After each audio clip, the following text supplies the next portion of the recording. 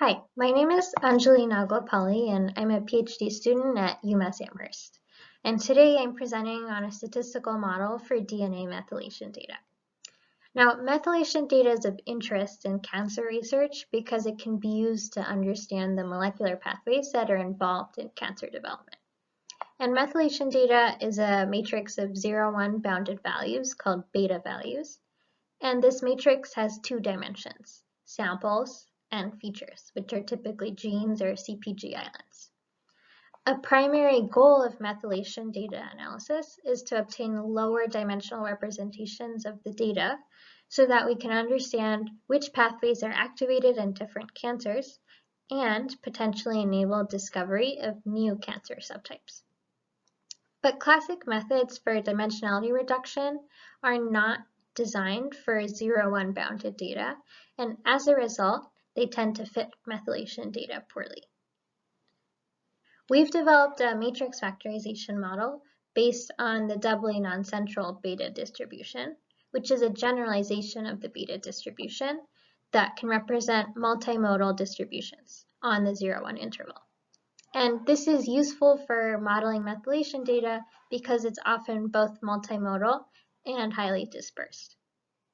And by augmenting our model with Poisson auxiliary variables, we also get an efficient Gibbs sampler for posterior inference. And notably, our model allows the number of feature and sample clusters to differ, enabling a flexible representation of the data, which is particularly useful in the analysis of methylation data, given that the number of features is typically much larger than the number of samples. And next, we compared our model to the state of the art, BGNMF, which is a non-negative matrix factorization model with a beta likelihood. And so to compare predictive performance, we generated synthetic datasets with 3 different levels of dispersion from low to high. And we found that by varying the shape parameter epsilon in our model, we get better performance than the state of the art at all levels of dispersion. And this makes sense, given what we know of the doubly non-central distribution's behavior.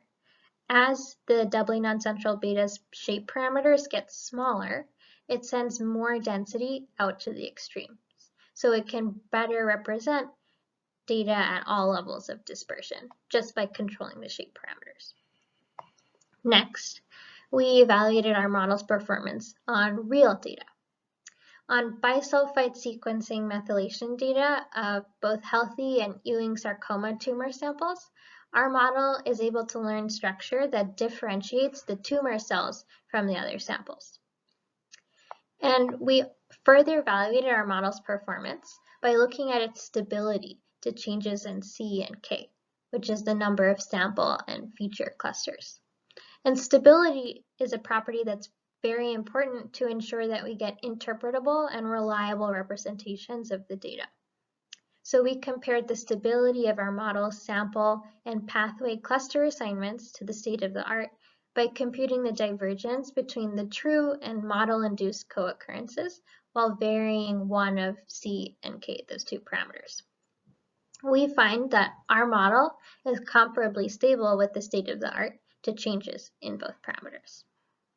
And so therefore, we find that our model improves on existing methods for analysis of methylation data, and it's more broadly useful for representation learning in any real valued data that's bounded by the unit interval.